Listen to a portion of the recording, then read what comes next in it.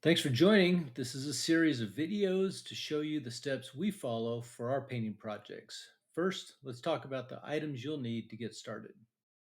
All right, well, we thought we would put together a video of prepping walls, painting walls, trimming walls, all those basic things that if you're a new homeowner or if you're a DIYer and you want to learn some of these things, what I'm going to share is the items that we typically use, and then we're going to demonstrate how they're used for a wall prep and paint. So let me start here. First of all, the wall is going to have probably some dust on it. So you want to have a drop cloth, wipe the trim pieces, wipe around the outlets. Just make sure it's a clean surface before you start anything.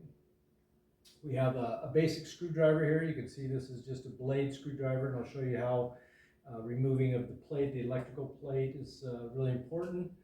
And so you can paint around that. This is an exterior outlet cover that I wanted to just show because it has something that's important for insulating on outside walls, electrical outlets that are connected to outside walls. It provides a little bit of insulation. So you can pick these up at your local hardware store, pack of a dozen or something like, fairly cheap.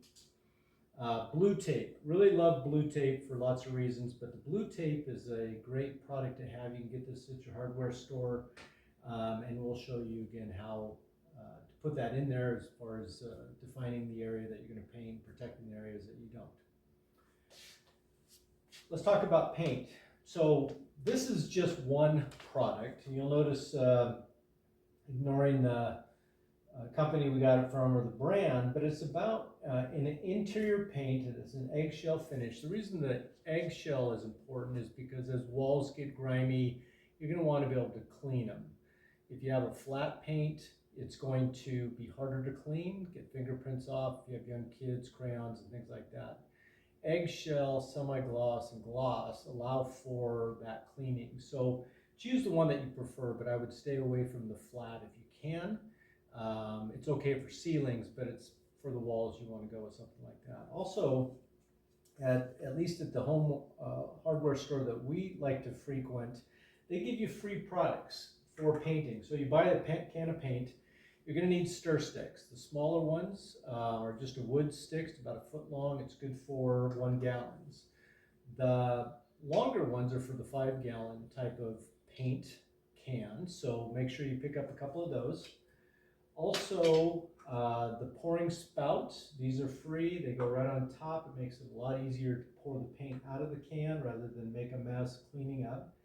And also they hand you these, or they have these can openers or metal pieces with a little bit of a hook you can see. It makes it real easy to remove the cap. Grab a couple of those. So we've talked about cleaning, taping, the paint, the products.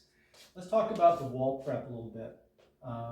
We'll show you in a future video how to repair walls. As you know, nail holes, damaged walls, dents, things like that sometimes need some attention. So you can pick up spackling. You'll want a couple of spackle knives you can see, or blades. There's some that are longer, some are smaller. I actually like the smaller ones because you can put less on, ferret out, and then once it dries, you sand it a little bit. And once it's sanded, if you need to, they have different type of wall texture. This happens to be like an orange peel type of thing and has a different setting. So depending on the type of wall you have, you spray this on, let it dry. Sometimes you need to pat it down a little bit to flatten it out. Sometimes it's more spiky surfaces. So pick the wall texture that works for your walls. It's fairly straightforward, but a little practice goes a long ways. As far as paintbrushes go, we'll demonstrate a few different type of paints for cutting, but this one here, this is a 2-inch brush. You can see it has a little bit of an angle. It's great for cutting in the paint along those fine edges, but you also want to have maybe a set of brushes that are smaller because there are some tight corners. So this type of set is relatively inexpensive, but having those on hand come in handy as well. So grab a couple of brushes. Let's talk about rollers. Let's talk about the pans. So First of all, there's a few different type of rollers. If you notice what's called the nap, this is a 1/2 inch nap. Depending on the wall thickness and the paint and the texture, you may want to go with the 3/8. I prefer a 1/2 inch for your typical type of wall, interior wall. For stucco exterior, there are thicker naps, so you can actually get more paint in there because there's deeper pockets. Also, the roller, you can see the roller that they come with. This is a standard 12-inch roller. It just slides in like this. Once it's in there, you can roll it.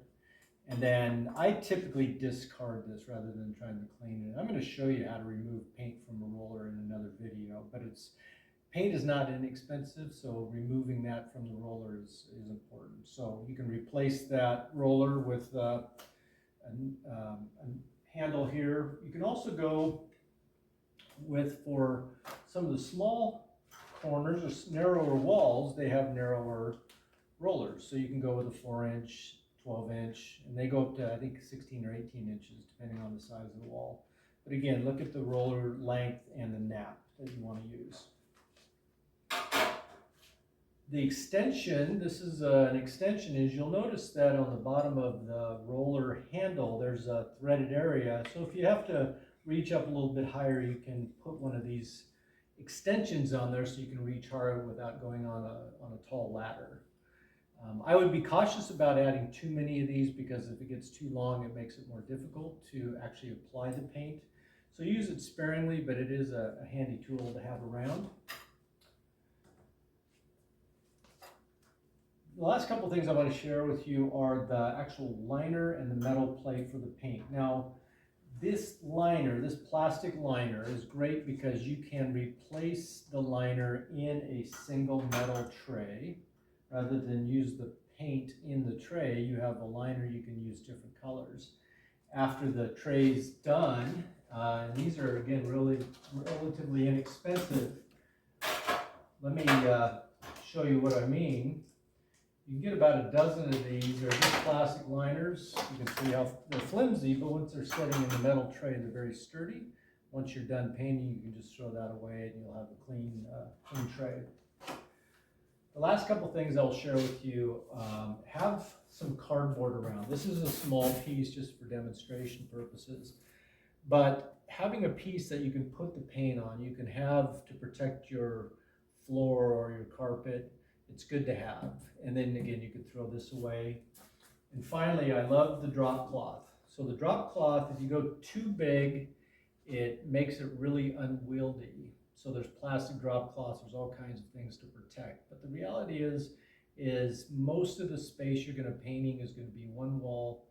You only need a 2 to 3 foot drop cloth, and then you can slide it around wherever you need it. So we'll show you how to use these tools, but I wanted to walk through the individual elements so as you prepare for your next big project, you have the right items on hand. Subscribe to our channel so you can see other DIY videos. Remember to click on the video here to see the next in this series.